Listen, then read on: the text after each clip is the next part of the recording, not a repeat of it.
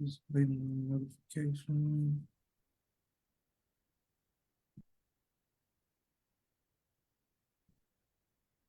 Excellent. Okay, boom. And we are live. I want to thank everyone for tuning in to a very special edition of Off the Record on the People's Podcast this afternoon. We have an amazing guest with us today, one who is going to give us some incredible information as well as inspiration, and that is none other than our brother out of Baltimore, Maryland, Brother Yahya. Assalamu alaikum, sir. Wa alaikum salam, sir. This means a lot to myself, my family, and the viewing audience of the People's Podcast. Um, the first thing that we want to know, sir, is when did you first hear the teachings of the Most Honorable Elijah Muhammad? Well, Brother Joshua, that's a very, very good question. Um, I would say that I first consciously heard the teachings of the Most Honorable Elijah Muhammad in 1992. Mm, However, prior to hearing the teachings consciously, as a young man, young adolescent growing up, I used to do book reports, and I did a book report on Muhammad Ali. mm, And and of course, Muhammad Ali being a student of the Most Honorable Elijah Muhammad, uh, I saw the message to the black man. I heard the name, the Most Honorable Elijah Muhammad. However, I just didn't know what I was the deep significance of what I was listening to. And so, growing up, I would hear different things about the Nation of Islam. Growing up in D.C. During the time in 1988 and 89 when crack was running rampant in the city, and then you come across the dope busters from Miles Number 4, and I was one of those juvenile adolescents running wild, and all we heard was, "You don't want to mess with those Muslims. The mm. Muslims coming." So we had to get scattered. We'd leave, and then I find myself being incarcerated in the Maryland House of Correction Annex, and I was looking for something. I heard a song on the radio saying that they were singing about looking for the old time religion. Mm. Now, mind you, I grew up as a Christian. My grandfather was the chairman of the deacon board. I went to a Catholic school, and and somehow I was able to add up that they're looking for the old time religion. However, these are Christians. Something is missing. What Mm. religion are they looking for?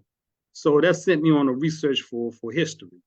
And I was like, let me find history. And I didn't know at the particular time that, as the Most Honorable Elijah Muhammad teaches us, that history is best rewarded for our research, That's right? right. And That's right. so as I was looking, I was asking different brothers for historical books that would guide me to the old time religion. And so I eventually came across a brother who gave me the message to the black man. And when I read the message to the black man, it absolutely blew me away. Mm. And the first part of the message to the black man speaks about who is God.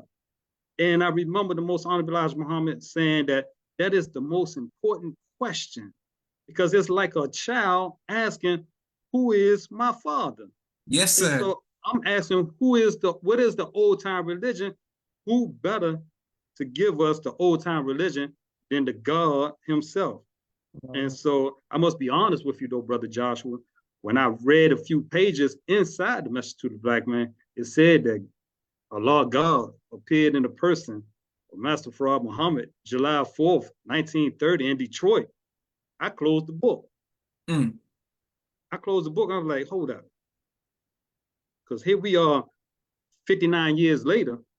I mean, 40, it was 42, 50, 2 years later, 59 years later. I'm asking myself, where was I? How come I didn't hear about this God coming in 1930? I said, this must be a misprint. I read it, opened it up, and I read it again. And it said the same thing. I closed it again. Mm. I opened it the third time, hoping or thinking that I'm misreading. Maybe I was up late. So I read it and it said the same thing. So I closed the book. I said, you know what? I'm gonna have to ask the brother who gave me this book if this is what if I'm reading and understanding what I'm reading correct. is this not a misprint? So he said, nah, that's exactly what it says. I Mm, said, wow, okay, okay. So he said, he gave me some good guidance. He said, don't read that part yet. Go to the devil, making of the devil. So when I read the making of the devil and how the devil was made and that the devil is the Caucasian white man, I was like, okay, yeah, I was readily able to accept that with no mm, problems. mm, And so not too long after that, he gave me a tape by the Honorable Mr. Louis Farrakhan, 1985, Power at Last and Forever. Brother Joshua, I was incarcerated at the time when I heard this. We had the big boom boxes inside the institution. And I was able to put that tape in, and I was in the cell by myself, and I turned the volume up. And the Honorable Mr. Louis Farrakhan's voice came through the speakers so crystal clear that it actually like just touched my soul so deeply that I was like, wow, this is the man that I've been looking for. mm.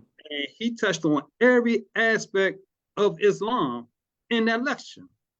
And I said, you know what? I do not need to look anywhere else. This is the home that I want to be in. So all praises due to Allah that was my journey with regards to coming into contact with the teachings of the Most Honorable Elijah Muhammad. Beautiful. All praises to Allah. Go ahead, bro. Yahya. You Yes, teaching sir. and Praise people be to showing Allah. you love all around the world. Sister Miriam says, Assalamu alaikum. Wa Brother alaikum Nelson salam. Ramos, my brother says, Assalamu alaikum. Beloved nation of God. Looks like Nelson Ramos, Sister Naima says, Assalamu alaikum. And thank you, Wa everyone, alaikum for salam, watching family. all around the world. Brother Daniel E., thank you. And our YouTube family as well. Brother Kente, Brother Musa, Sister Auntie, everyone who continues to show love on YouTube and other platforms as well. We appreciate that. Please let us Yes. know what city you all are watching from. All right. Okay, so let's go back, Brother Adi on the sword. So the book touches you. Yes. When do you decide to accept the teachings of the Most Honorable Elijah Muhammad? Well, Brother Joshua, after I read about after I completed the message to the black man, uh, I accepted 100%. Mm, Uh, Although I didn't understand everything, but my mindset was I didn't understand everything about Christianity, mm, right? And that this was a doctrine that was imposed upon me by my parents, by the schooling, by the society. But here's information that is new to me, and I saw what it has done for Muhammad Ali. I saw what it did for Malcolm X, mm, right? And just the information in it, it just resonated with my soul, and it complemented what I always thought as a man that, or as a human being, that there's something different other than Christianity. That Christianity wasn't the beginning nor the ending of our spirituality. There was just a big conflict with regards to that. But the teachings of the Most Honorable Elijah Muhammad, it just agreed with my spirit, especially, mind you, at this particular time, I'm like 19 years old, straight out of Niggerville, right? I'm searching for some truth, um, and I wanted to be. I still had some thuggish ways. I still felt like, I still had a lot of energy in me, and I didn't want anything to make me docile, right?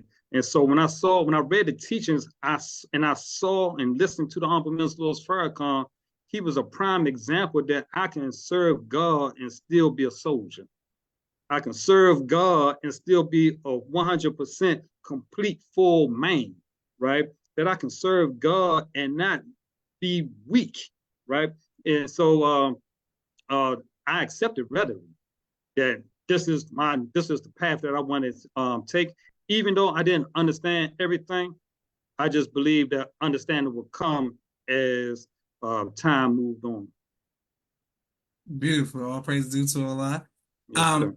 yes, sir. Well, I wanted to ask you, a lot of young people, the prison system and the pipeline from prison, I mean, from Yes, sir. school to prison is still uh, a major stumbling block for many of our people, but primarily young black men.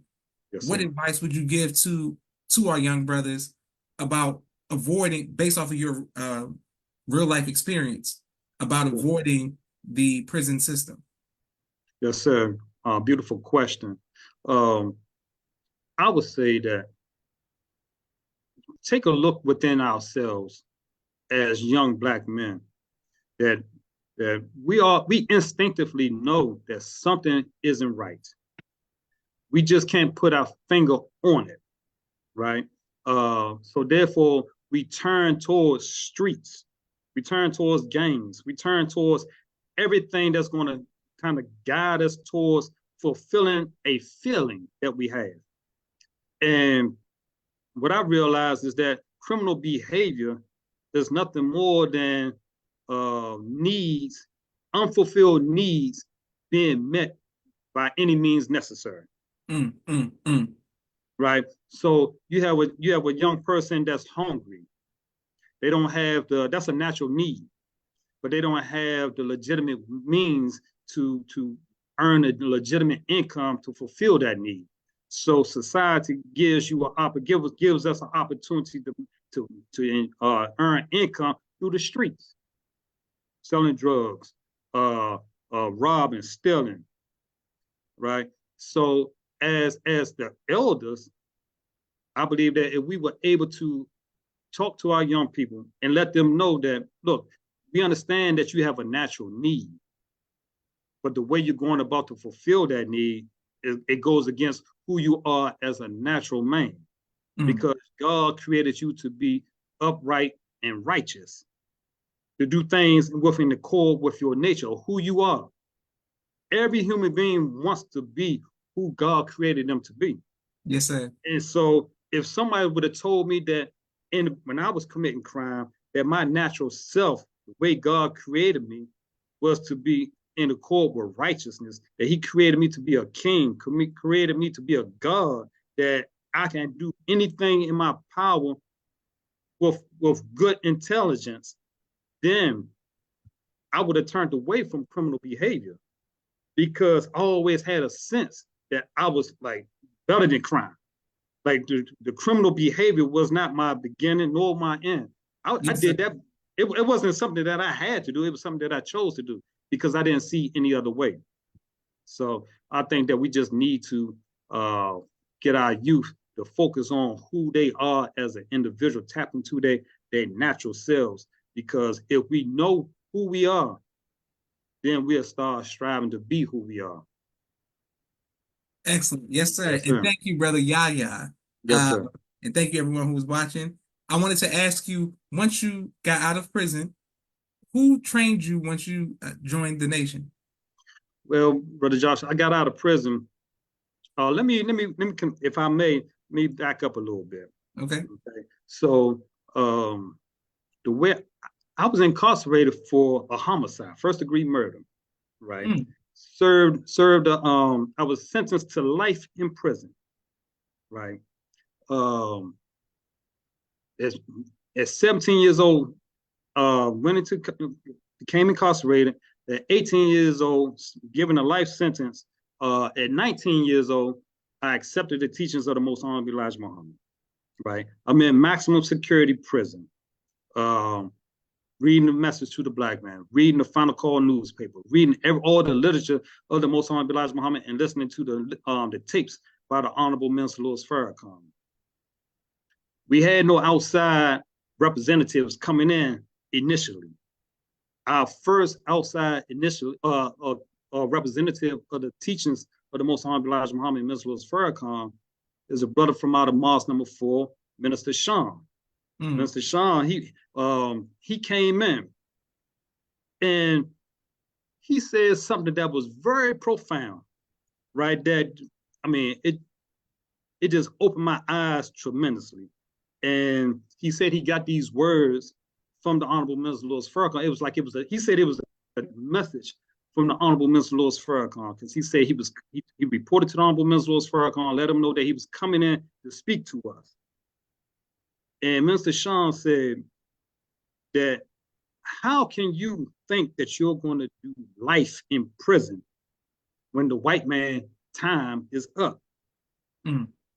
Then he went further and said, if you believe that you're going to do life in prison, then you cannot believe in the God who appeared in the person of Master Farad Muhammad.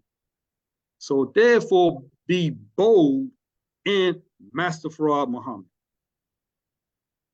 From that day on, that was all I needed. That was all I needed, Brother Joshua. So I had no money, right, for any lawyer. I was no political prisoner where people was rallying behind me, seeking to get me out of prison. Um, I was guilty of what they said I did, right? Um, uh, no jailhouse lawyer could help me. There was nothing. It was just me and Allah. I remember reading the final call, and Honorable Minister Lord Farrakhan said, you have to learn how to depend on Allah and yourself. Yes, sir. And so, by the grace of Allah, I went to the law library. I studied, right? And only reason why I went to the law library is because Honorable Minister Lord Farrakhan said that there's nothing that the mind cannot achieve, right? That you are a God. So if I am a God and I believe what the most honorable Elijah Muhammad and Minister Lord Farrakhan is telling me and teaching me, then I can overcome this. I can overcome the legal jargon. I can understand it and use that jargon, use that law to as a benefit for myself. But first and foremost, Brother Joshua, I must honestly say that I was truly remorseful for the crimes that I committed. Not just the one that I was convicted of, but all of my adolescent and juvenile delinquency, right? I really like made atonement for that, right? And I wanted to strive to be right for righteousness' sake, not just for to get out of prison. You know how whenever we get in trouble, we always make that prayer, that universal prayer. Oh God, if you get me out of this one this time, right? Yes, sir. I'll do this. I'll be faithful to you. But I was really just sick and tired of being sick and tired, and I wanted to be right, and I wanted to be my true self. So as years went by, I was eventually uh, released from prison. I was released from prison because the time went down from life down to 25 years. Mm. And then people used to ask me, Brother Joshua, how you going to court? Because we would wear our own clothes to court. So in the system, we was able to have white shirts. When we would go to service, we put on our white shirt, our bow ties. Some of us would get bow ties sent in. Some of us would have bow ties made. And so the brother saw me one day going to court with my white shirt and bow tie. They said, man, you doing that? You going to court with white shirt and bow tie? And you know they don't like the nation. You know they don't like the Honorable Mr. Louis Farrakhan. But all I could hear was what the Honorable Mr. Louis Farrakhan's words were through Minister Sean. Be bold in Master Farad Muhammad. Wow. So I went to court. Every time I went to court, white shirt and bow tie. Because not only did this white shirt and bow tie represent that I was a student of the most honorable Elijah Muhammad and Minister Louis Farrakhan, but it meant that I was no longer in Niggerville. Mm. That I was cleaned up. I'm a new man. And so it was times when I would go to court, they cut the cameras off because they saw the white shirt and bow tie. They said, no, we're going to cut the camera off and postpone. Mm. And so eventually the time went down to 25 years. Then I went back. It went down to 20 years. And I was able to get out of prison after serving 14 years, which is really a miracle, right? Because I served less time than for people who have committed petty robbery. And it's only because of the mercy and the grace that was bestowed upon me by Allah through the person of Master Farad Muhammad. And Brother Josh, when I went to court, the last time I went to court, the family, the victim of the family of the victim was there. And his son said, no, that's messed up what you did to my father. And the sheriff had me handcuffed. And I said, you know what? You're right. and I apologize to you, you and your family. And we walked probably about 10 spaces. And then all I could hear in the background, the young brother said, it's okay. We forgive you. Mm. And the sheriff looked at me like, who are you? And I looked at him, and all I can say is, all praises are due to Allah in the person of Master Farad Muhammad, right? And so once I came home, Brother Joshua, uh, I went to Mars number 6, right? Because I wrote a letter while incarcerated. You know, our Savior's letter that we write to the Savior. Yes, sir. And so I wrote my letter, and I received acceptance of my letter, and it told me to report to my nearest my local Mars once I was released. And I went to Mars number 6 upon my release, and this was in 2003. I got released in 2003. And for some reason or another, I didn't get registered. Don't know what, I honestly can't say what happened, right? But I didn't get registered. But nevertheless, I continue to go to the malls. I continue to go out and support the brothers and pay charity and just be engaged. And, and everywhere I went, I was just like, people would see me, Nation of Islam, Nation of Islam, Nation of Islam. Because, Brother Joshua, honestly, I knew nothing else other than the teachings, right? And from when I say I knew nothing else other than the teachings, I knew nothing else other than the teachings with regards to my discipline, with regards to my eating habits, with regards to my decorum, right? There was nothing else that I knew. That's all I knew. So when people would see me, they would just see me as, you're a Muslim, you were Farrakhan? I'm like, yes, sir, yes, ma'am. And so I will honestly say that Allah trained me, right?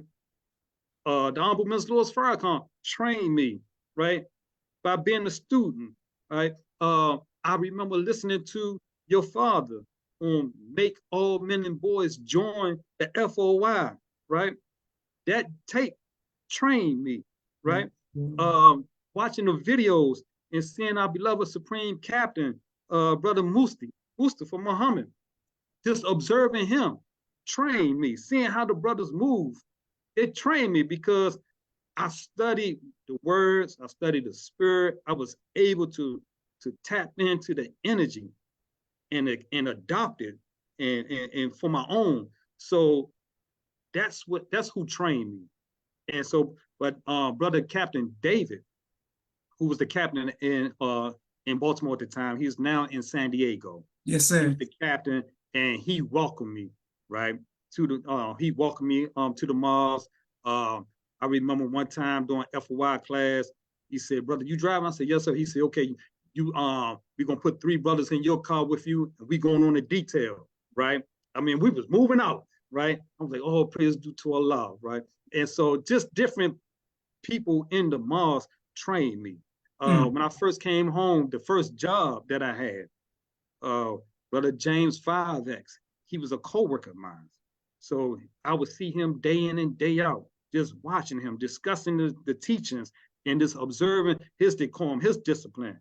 And we was doing community work, and we was going inside the cities, right? I mean, right in the hood of the cities. And it would just be him and I, him and I. I mean, we were places where you might twist your ankle and ain't nobody gonna find you. But it's just him and I and Allah. And we've walked the streets like soldiers, right? We traveled together. We were in Can't See, Mississippi before. Just him and I, right? And we soldiered together. So I was able to pick up on bits and pieces from every brother that I came in contact with. And so when I eventually got registered, right, in the Mars almost 1 year ago, right, Brother Captain Andrew Muhammad, right, he always accepted me, right, and our beloved Imam Salam Abdul Salam Muhammad, picking up on bits and pieces of his decorum, just watching and observing and listening, trained me, right? All the brothers I've been able to observe and pick up something that I was able to incorporate into my manhood training, right? Reading the meaning of the FOI trained me, right? So I'm just happy that I was able to be around some beautiful individuals to give me the insights and the inspiration and the training that I needed, whether they train me directly or indirectly. You know, praise be to Allah. Yes, sir. Beautiful. All praises to Allah. Go ahead, brother Yahya. And people are Sir. showing you love all around the world. Thank you all for watching.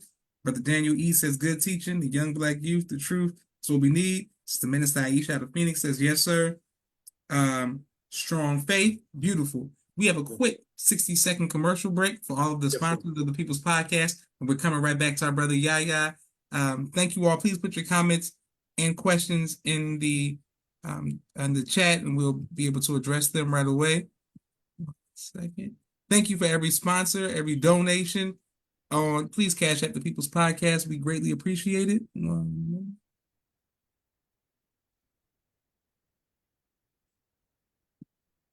Sister Miriam's ABC I Love Me children's book and coloring book, and now Spanish book. All three available on Amazon.com. Sister Naima's Stay on Point Dance Academy, LLC.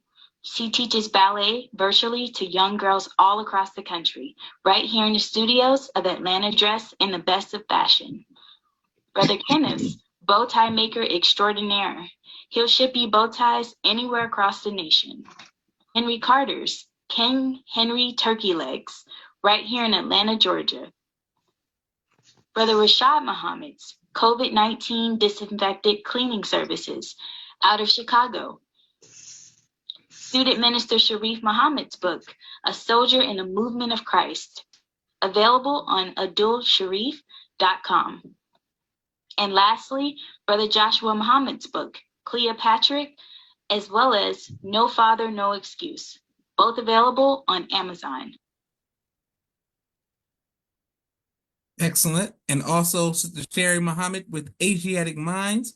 Please enroll your child or children in Asiatic Minds. She teaches STEM virtually to young kings and queens all around the world. They have an amazing faculty and staff. Shout out to the parents as well. AsiaticMinds.com. Excellent. All right. And Brother Yahya, how did your family and friends feel about you accepting the teachings of the Most Honorable Elijah Muhammad? Good question.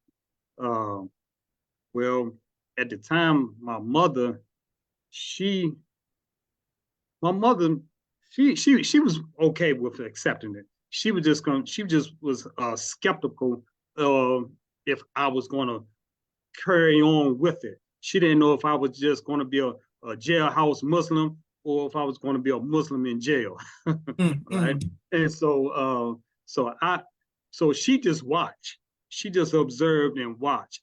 And so when I would go to court, she would see me in court coming through with a white shirt and bow tie, and she would say, "Look at him, looking like a boy hit a Farrakhan," right?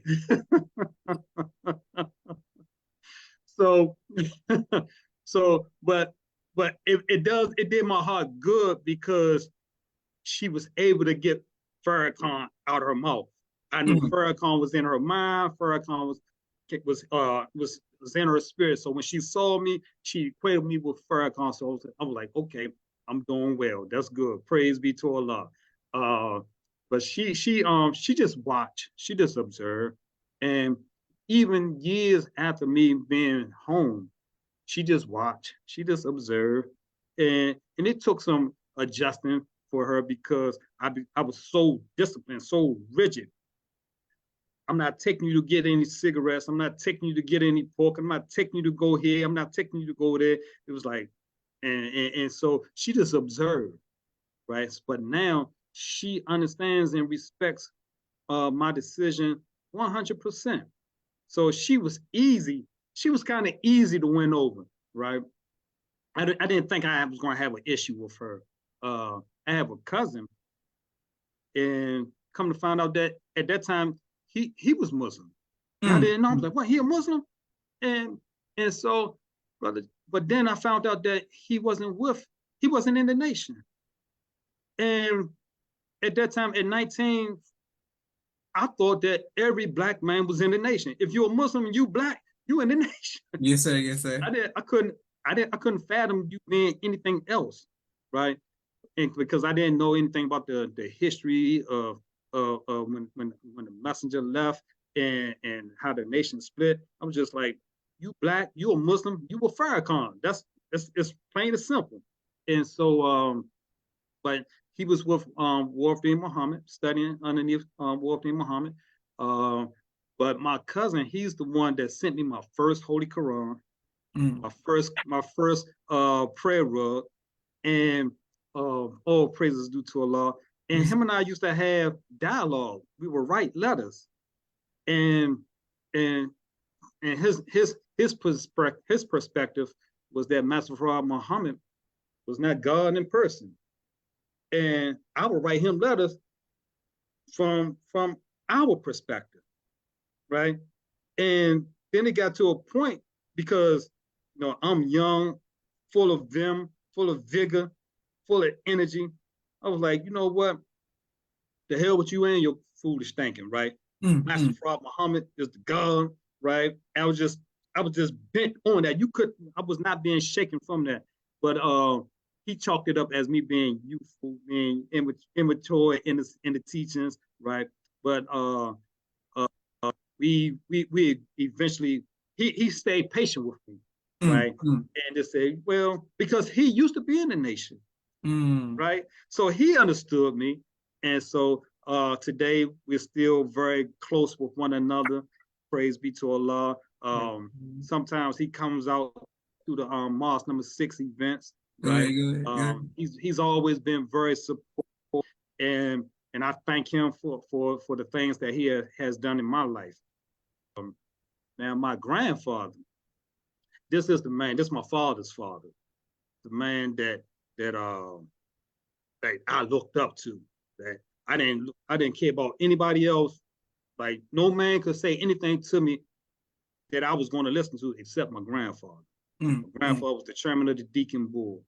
Right, he's old Southern guy. He say, I don't know nothing about the Muslims or anything like that, right? So he didn't accept it, and so he didn't like my choice. He wasn't accepting my choice. And then when I eventually got out, I went to see him and stayed there for 3 days. We never had a discussion. And I asked him a question about my uncle. I said, Uncle Jeff, he just don't respond, respond to me anymore. And he told me that the reason why he wasn't responding is because I accepted Islam. And I said, so what about you? And so this was a pivotal point because I was like I'm standing with, I'm not budging. I'm in the nation. I'm a Muslim. That's it. That's all. And so my grandfather said, I don't accept it, but, I can see the change in you. And you, my grandson, I'm going to love you regardless.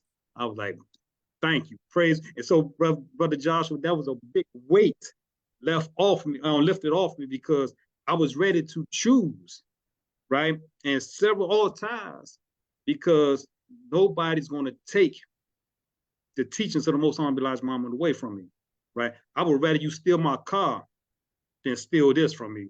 I would rather you steal my home than steal this from me. I will fight you tooth and nail, right? And represent the teachings of the Most Honorable Elijah Muhammad before I allow you to disrespect or disrupt my journey in this process.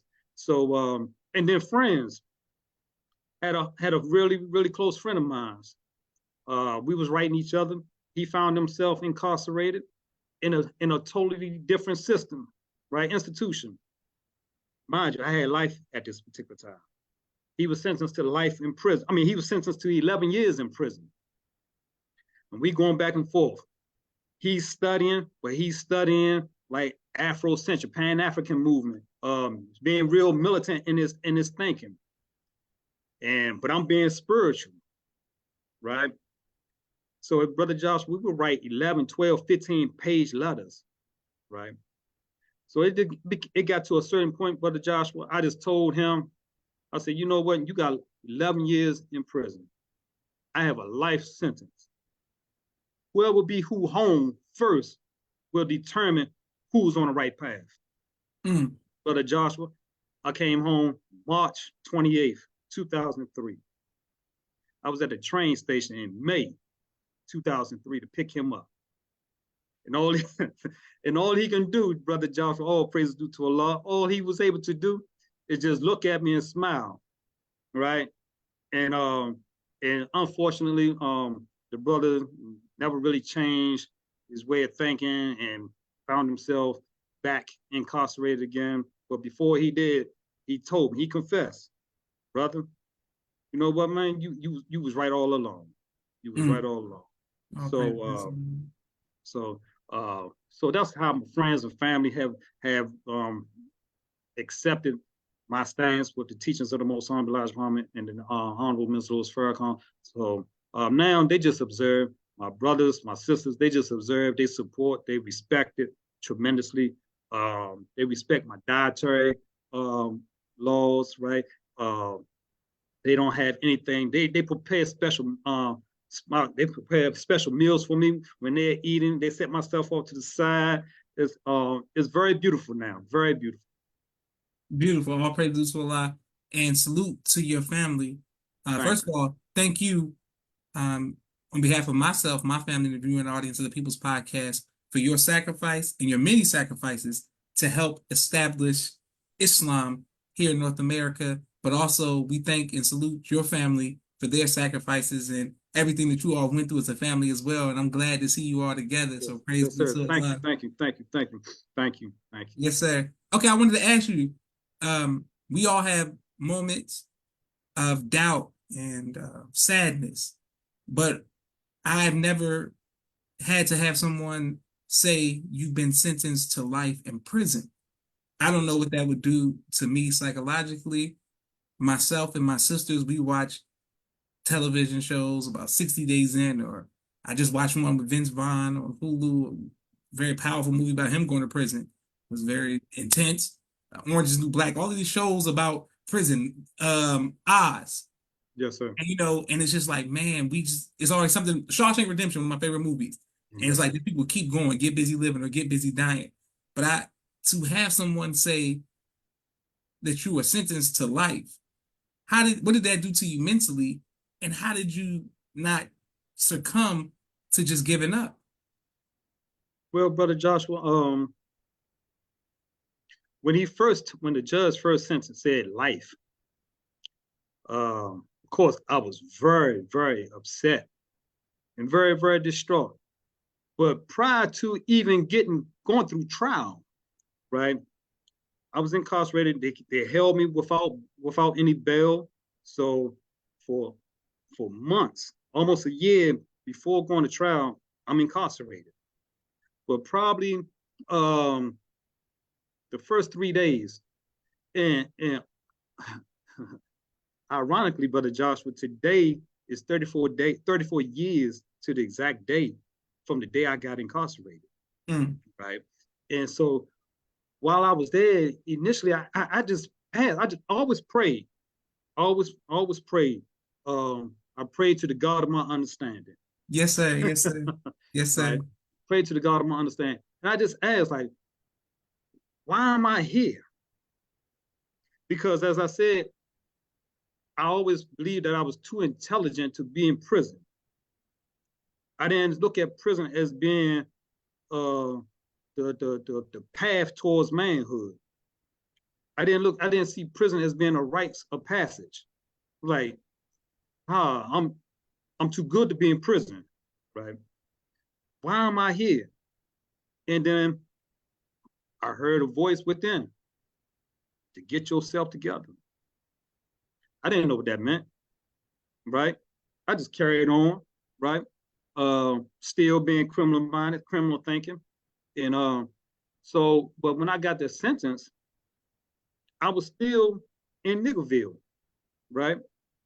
And I was like, I'm just very upset, very angry, very like disappointed within myself.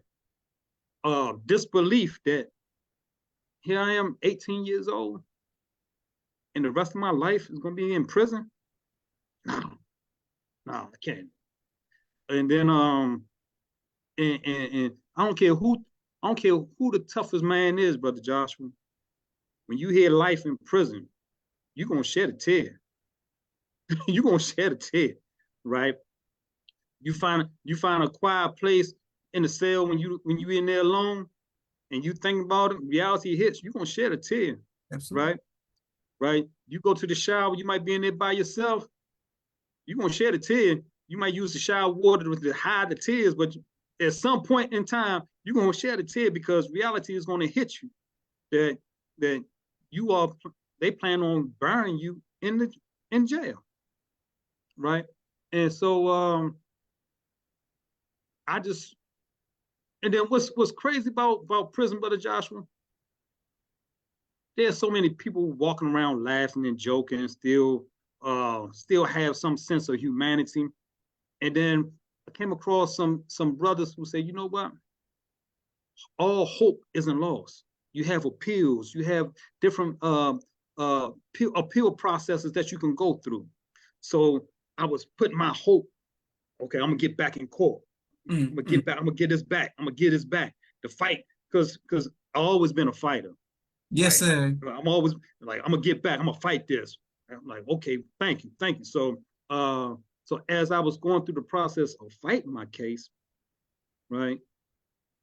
My first appeal denied, like it crushed me. It was like 1,000 pounds came on me. And then somebody told me, no, you can still fight. You can fight. You can fight. You can go to the Supreme Court of Maryland. You can go to the Supreme. It's like different levels. You can just keep fighting, keep fighting. So I thank those brothers who encouraged me to keep fighting, right?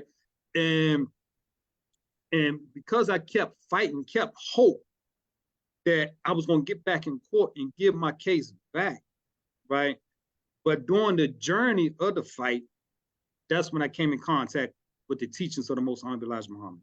And it was like that in itself, with the teachings of the Most Honorable Elijah Muhammad, I just knew, like beyond the fight, I just knew, like, I'm getting up out of here.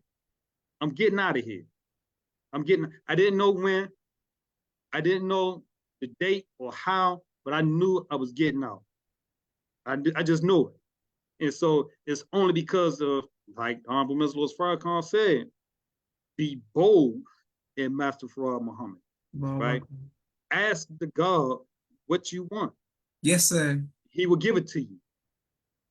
So I just thank Allah for the Honorable Mr. Louis Farrakhan sending that message in, and I thank Mr. Sean for delivering that message at that time.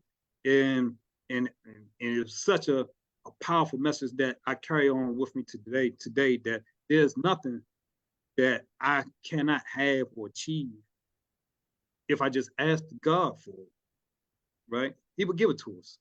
Beautiful.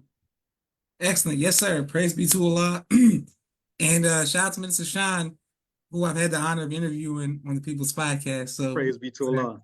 Great. Yes, and did you have an opportunity to tell him that, yes, the story? Yes, sir. I saw Mr. Sean maybe for the first time last year. Ran into him, and we sat down and we talked. And I told Minister Sean, and he remembered those words. I told Minister Sean, thank you. And Mr. Sean, he had to fight back tears, right? Because of the joy that he felt in witnessing that Allah's blessing and power to redeem us, because it was such a powerful moment that people that was in the institution couldn't believe that someone like myself was just getting out of prison just like that. We read in the Bible where people are incarcerated or in prison, and the Messiah or the Christ goes in and just opens the door and say, "Come on out." set the captives free, and actually to live that. To actually live the scripture in real time, where the God just opened up the door and say, walk on out. And I must be honest with you, Brother Joshua, that it because it happened to me, I know that it's real, but it was so surreal that I almost couldn't believe it myself. Yes, sir. Right? Yes, sir. Because it was such a great blessing. So praise be to Allah. But I would tell, like I tell brothers all the time, just keep the faith, keep fighting, and ask the God what you want. You know, what you want. Beautiful. Yes, sir. I wanted to ask you about the victim's family. Yes, sir. First of all, people are showing you love, saying that's a shining example of what the teachers of Most Honorable Elijah Muhammad through the Honorable Mrs. Farrakhan. This is Naima says, all praises to Allah with a testimony of faith. And thank you, Brother Daniel E. Can't wait to upload this to YouTube. Praise The be to victim's Allah. family, have you all had any contact since you've been released? No, sir. No, Okay, sir. yes, sir. No, sir. No, sir. All right. And I also wanted to ask you about finding love.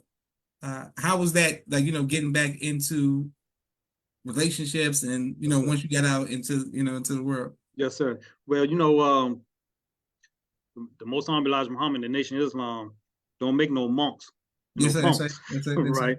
So, definitely was in search of love, and it's been a struggle, a trial, right? Because you have an ideal in your head, but then you have the reality, right? So trying to have the ideal and the reality merge together is a trial in itself.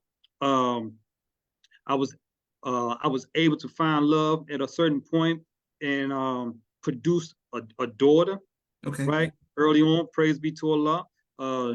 She's 15 years old, and I love her, and so. But I must honestly say, Brother Joshua, and I'm careful in saying this, because in no shape, form, or fashion do I dismiss my daughter or her mother. But if we just follow the teachings of the Most Honorable Elijah Muhammad and Honorable Mrs. Farrakhan, and follow the guidance through how to give birth to a God, right? Life will be so much easier and more beneficial, right? Because you won't have the conflicts that we have when we don't follow that. Yes, sir. Yes, sir. Right. And so I've been looking for love. They have a song, been looking for love in all the wrong places. Trust me, I understand. So, but it's a trial. It's a trial. I'm still climbing. I'm still striving to climb up out of hell. So that's a trial. Yes, sir. Well, what is your? This is a question we love asking the guests. What is your favorite album of all time? My favorite album of all time? That's a tough one. I like all types of music, right? Okay. Hip hop, R&B, smooth jazz. Favorite album? I don't have a favorite album per se. I have a favorite song. Okay. And that's by Anita Baker, right? Okay. Which one? Been So Long. Been Mm. So Long, right? It's on the Rapture album. Okay. Right? And when you hear that song, just the way the music is playing, right? All the instruments, her melody, right? Then she starts scatting at the end of the song. Okay. I mean, it's just a beautiful song. And then mind you, let me say this also, Brother Joshua. My father, right? He was a singer. Right? Okay. He sung for the group called the Persuaders. Right? They're famous for singing the song, "It's a Thin Line Between Love and Hate." Okay. Yes, sir. Okay. Yes, sir. And so he wasn't the lead singer, he was one of the backup singers. Yes, sir. but I have a video with him performing, and and that was such a touching moment for me because my father was killed when I was young, when I was like 6 years old, and I never really remember seeing him perform or do anything like that. But the act to have an actual video footage of him performing and moving, right? It feels good, right? It feels good. And my father, I remember when I was during my incarceration, my father's sister, my aunt, she sent me a letter that my father sent to his mother because he was incarcerated at the time of my birth. Mm. And in the letter, I can tell that he was touched with Islam, with the teachings of the Most High Elijah Muhammad, because he closed with he said, "I'm gonna leave you with some of these jewels: love, peace, and happiness." Right? I said, "Well, hold up. I know where he got that from." And so when I came home, my uncle, my great uncle was only maybe 5 years or so older than my father, so they used to hang out. And my uncle is a member of the Nation of Islam in Newport News, Virginia. And he said that my father was the one that encouraged him to go to the mosque. Go ahead, go ahead, go ahead, go ahead, go ahead. Yes, praise be to Allah. But my favorite song of all time is Anita Baker, Been So Long. So I don't have a favorite album, but I have a favorite in different genres of music. Yes, sir. Wonderful. Okay. Now you put me on the Lita Baker. My sister Naeem was obsessed with her. So now I gotta Yes. look at that song. But I just know like her, like the top 40 stuff. I didn't know been so Oh, long. So yeah. I'm gonna add that to the Yes, list. yes, definitely. Yes. Definitely need to listen to that. Wonderful. Yes, sir. My next question for you is, will you ever write a book about your journey? And or will you ever work on a movie? I mean, because brother, your life is a movie for sure. Praise be to Allah. I never actually thought about writing a book on my journey per se, but that's a good idea. Um, However, I did write a book somewhat, right? I remember listening to the Honorable Minister Louis Farrakhan. This was right before the May Man March, and he said that God created man to be a producer. If you're not a producer, then you have not justified your existence. Yes, sir. Yes, sir. So I was sitting in the cell, and I considered the cell death, and to get released would be meaning that I'm alive. What can I produce that would show that I'm alive, right? And so I said, the only thing I can produce, and if I do happen to die in prison, what do I want the people to remember me as? So I wrote a book, Brother Joshua, entitled "The Resurgence of the Black Nation," right? And I've had 4 chapters in that book, and those 4 chapters come from the Power at Last lecture that the Honorable Minister Louis Farrakhan that I first heard. Yes, sir. Yes, sir. 4 chapters are resurrection, reformation, development, and reconnection. And so I wrote the book, and then not long after, I wrote the book during the process, during the time of the Million Man March, right?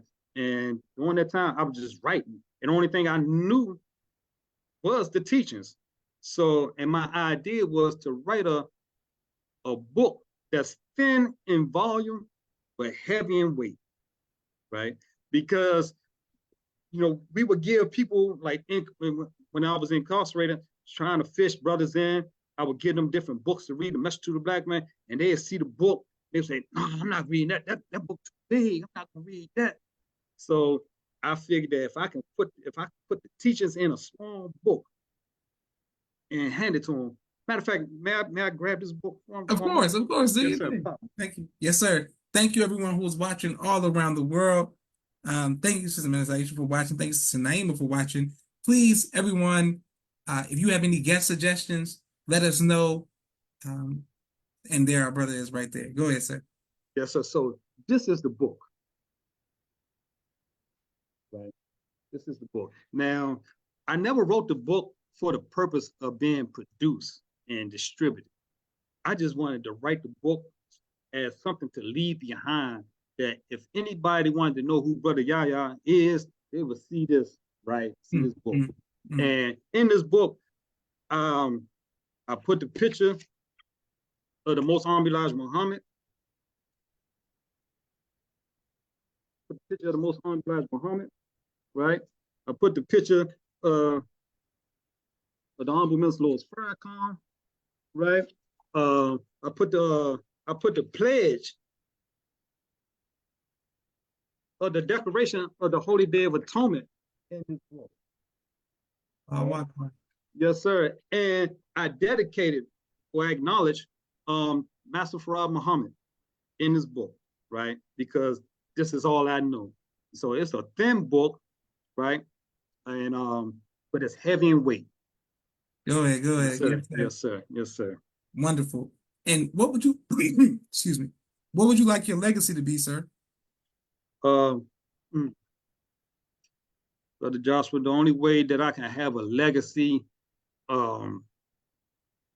is to continue to do what I'm doing right now. Is being a believer, right? I want to be a believer. I want to be a brother. When people see me, over 85% of the people, when they call me, they don't say, "Hey, Yahya." They say, "Hey, brother Yahya," right? And so if I can just be recognized as a brother first and foremost to everyone, right, then that is good, right? Because I believe that in brother, then that encompasses it all, right? And so I just want to be a true believer in Allah, true believer in the teachings of the Most Honorable Elijah Muhammad, a true believer in Honorable Minister Louis Farrakhan, and be a brother striving to make word bond. And what is that word? That helped the Honorable Minister Louis Farrakhan deliver the 30 to 40 or 40 to 50 million Black people to the Lamb of God, the Most Honorable Elijah Muhammad. That's what I would love my legacy to be. All praise due to Allah. Yes, sir. Beautiful. Yes, sir. Well, yes, you have been teaching. Are you in the ministry, bro? No, sir. No, sir. I'm actually, I'm actually on the squad that helps secure the principal, right? And I'm actually in lieutenant training class at this particular time. But during my incarceration, Brother Joshua, we had to study in a way in which we was able to hold any post. Minister, captain, lieutenant, secretary, or just be a good brother. So I like to consider myself like a Swiss Army knife. Yes, sir. Yes, sir. Yes, sir. Yes, sir. Praise be to Allah. Yes, sir. Well, I look forward to meeting you, sir. It's been an honor seeing you virtually, but I look forward to meeting you in person, inshallah. Yes, I want to thank the reason I wrote that down, Brother Audio Nasur, for being, yes, sir, the connection between us. And he was consistent. He was like, "Bro, I got somebody for you." I said, "Yes, sir. Yes, sir." Yes, sir. Praise be to Allah. And yes, Sister Naima says this brother needs to be in the ministry ASAP. Absolutely, with the hands. Absolutely, you've been teaching, brother. Yes, sir. Inshallah. Inshallah. I don't have any desire for any particular post whatsoever in the mosque. Like I don't like, let's say I want to be a minister. I don't say I want to be a captain.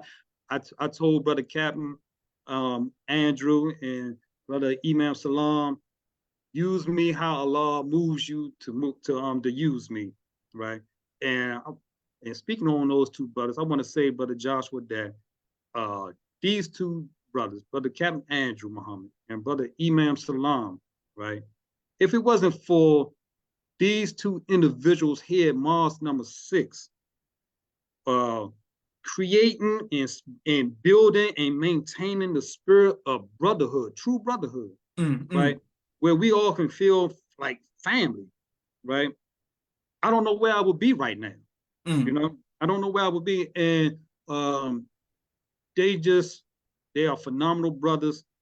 They make no reputation of themselves. They're very humble, right? And And I just want to support and do what I can to help them help Honorable Minister Louis Farrakhan. And so I don't know what Allah has for me. I just strive to submit, as obedient as I possibly can. And inshallah, we can continue to make word bond. Yes, sir. All praises due to Allah. Yes, sir. Excellent.